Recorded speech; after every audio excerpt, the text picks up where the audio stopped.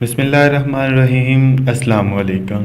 صلاح الدین ایوبی سیریز کے episode number 6 میں آپ سب کو خوش آمدید۔ صلاح الدین ایوبی اپنے کمرے میں بیٹھا علی بن سفیان سے رپورٹ لے رہا تھا کہ دو نائب بھی موجود تھے۔ یہ رپورٹیں کچھ اچھی نہیں تھیں۔ علی بن سفیان نے بغاوت کے خدشے کا اظہار کیا تھا جس پر غور ہو رہا تھا۔ دربان گھبراہٹ کے عالم میں اندر آیا اور بتایا کہ ایک سپاہی زخمی لڑکی کو اٹھائے باہر کھڑا ہے، کہتا ہے یہ لڑکی میرے مصر سے ملنا چاہتی ہے۔ یہ سنتے ہی علی بن سفیان کمان سے نکلے تیر کی طرح کمرے سے نکل گیا۔ اس کے پیچھے صلاح الدین ایوبی دوڑا، اتنے میں لڑکی کو اندر لے آئے۔ صلاح الدین ایوبی نے کہا طبیب اور جراح کو فوراً بلاؤ۔ لڑکی کو صلاح الدین ایوبی نے اپنے پلنگ پر لٹا دیا۔ ذرا سی دیر میں پلنگ پوش خون سے لال ہونے لگا۔ کسی کو نہ بلاؤ، لڑکی نے نحیف آواز میں کہا۔ میں اپنا فرض ادا کر چکی ہوں، تمہیں زخمی کس نے کیا ہے زکوئی؟ علی بن سفیان نے پوچھا۔ پہلے ضروری باتیں سن لو، زکوئی نے کہا۔ شمال مشرق کی طرف سوار دوڑا دو۔ دو سوار جاتے ہوئے نظر آئیں گے، دونوں کے چوگے بادامی رنگ کے ہیں، ایک کا گھوڑا بادامی اور دوسرے کا سیاہ ہے۔ وہ تاجر لگتے ہیں، ان کے پاس سالار ناجی کا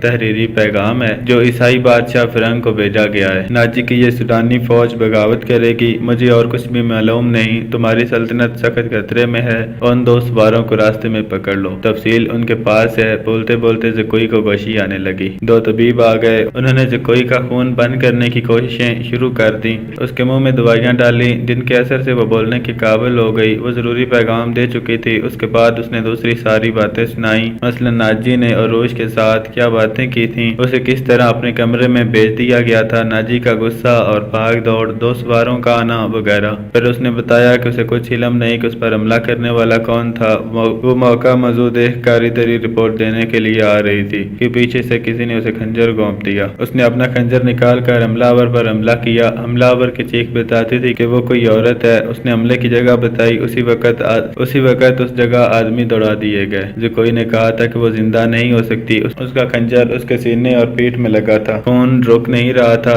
زیادہ تر خون تو پہلے ہی بہہ گیا تھا۔ زکوئی نے صلاح الدین ایوبی کا ہاتھ پکڑا اور چوم کر کہا اللہ آپ کو اور آپ کی سلطنت کو سلامت رکھے، آپ شکست نہیں کھا سکتے، مجھ سے زیادہ کوئی نہیں بتا سکتا کہ صلاح الدین ایوبی کا ایمان کتنا پختہ ہے۔ پھر اس نے علی بن سفیان سے کہا میں نے کوئی کوتاہی تو نہیں کی، آپ نے جو فرض مجھے سونپا تھا میں نے پورا کر دیا ہے، تم نے اس سے زیادہ پورا کیا ہے۔ علی بن سفیان نے اسے کہا میرے تو وہم و گمان میں بھی نہ تھا کہ ناجی اس حد تک خطرناک کارروائی کرے گا اور تمہیں جان کی قربانی دینی پڑے گی، میں نے تمہیں صرف مخبری کے لیے وہاں بھیجا تھا، میں مسلمان ہوتی۔ زکوئی نے کہا، اس کے آنسو نکل آئے، کہا میرے اس کام کا جو معاوضہ دینا ہے میرے اندھے باپ اور سدا بیمار ماں کو دے دینا، ان کی معذوریوں نے مجھے 12 سال کی عمر میں رقاصہ بنایا تھا۔ زکوئی کا ایک طرف سر ڈلک گیا، آنکھیں آدھی کھلی رہیں، اونٹ اس کی طرف نیم ہوا جیسے مسکرا رہی ہو۔ طبیب نے نبض پر ہاتھ رکھا اور صلاح الدین ایوبی کی طرف دیکھ کر سر ہلایا۔ زکوئی کی روح اس کے زخمی جسم سے آزاد ہو گئی تھی۔ صلاح الدین ایوبی نے کہا یہ کسی بھی مذہب کی تھی، اسے پورے اعزاز کے ساتھ دفن کرو، اس نے اسلام کے لیے جان قربان کی ہے، یہ ہمیں دھوکہ بھی دے سکتی۔ دربان نے بتایا کہ باہر ایک عورت کی لاش آئی ہے، جا کر دیکھا وہ ایک ادھیڑ عمر عورت کی لاش تھی، جائے بکوا سے 2 خنجر ملے تھے، اس عورت کو کوئی نہیں پہچانتا تھا، یہ ناجی کے حرم کی ملازمہ تھی جس نے انعام کے لالچ میں زکوئی پر قاتلانہ حملہ کیا تھا۔ رات کو ہی زکوئی کو فوجی اعزاز کے ساتھ دفن کر دیا گیا اور ملازمہ کی لاش گڑھا کھود کر دفنا دی گئی۔ دونوں کو خفیہ طریقے سے دفنا دیا گیا۔ انہیں جب دفنایا جا رہا تھا صلاح الدین ایوبی نے نہایت اعلیٰ نسل کے 8 جوان گھوڑے منگوائے، 8 سوار منتخب کر کے انہیں علی بن سفیان کی کمان میں ناجی کے ان 2 آدمیوں کے پیچھے دوڑا دیا جو ناجی کے پیغام لے کر جا رہے تھے۔ زکوئی کون تھی؟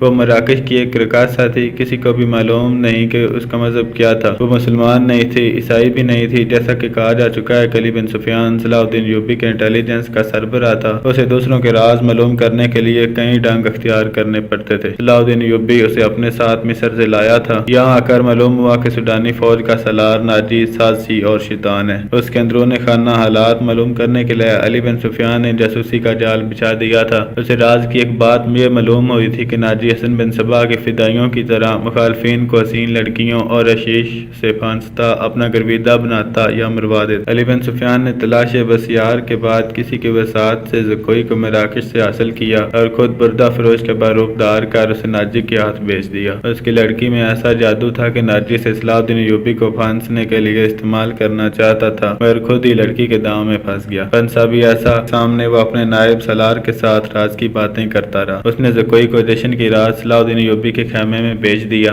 اپنے اس فتح پر بے حد مسرور تھا کہ صلاح الدین ایوبی ایوبی کا اس نے بت توڑ دیا ہے۔ اب وہ اس لڑکی کی ہاتھوں اسے شراب بھی پلا سکے گا اور پھر اسے اپنا مرید بنا لے گا، مگر اس کے فرشتوں کو بھی معلوم نہ ہو سکا کہ زکوئی صلاح الدین ایوبی کوئی جاسوسہ تھی۔ وہ اسے خیمے میں رپورٹیں دیتی رہی، صلاح الدین ایوبی سے ہدایت لیتی رہی۔ اس کے خیمے سے نکل کر زکوئی دوسری طرف چلی گئی جہاں اسے منہ سر لپیٹے ایک آدمی ملا تھا۔ وہ آدمی علی بن سفیان تھا جس نے اسے کچھ اور ہدایات دی تھی۔ اس کے بعد زکوئی ناجی کے گھر سے باہر نہ نکل سکی، اس لیے وہ علی بن سفیان کو کوئی رپورٹ نہ دے سکی۔ آخر اسے موقع مل گیا، وہ ایسی خبر لے کر وہاں سے نکلی کہ خدا کے سوا کسی اور کو معلوم نہ تھا۔ زکوئی کی بد نصیبی تھی کہ حرم میں اس کے خلاف اس لیے سازش ہو رہی تھی کہ اس نے ناجی پر قبضہ کر لیا ہے۔ یہ سازش کامیاب ہو گئی اور زکوئی قتل ہو گئی، لیکن وہ اطلاع پہنچانے تک زندہ رہی۔ اس کے مرنے سے کچھ عرصہ بعد وہ معاوضہ جو علی بن سفیان نے اس کے ساتھ طے کیا تھا صلاح الدین ایوبی کی طرف سے انعام اور وہ رقم جو علی بن سفیان نے ناجی سے بردہ فروش کے بیس میں زکوئی کی قیمت کے طور پر وصول کی تھی، مراکش میں زکوئی کے معذور والدین کو ادا کر دی۔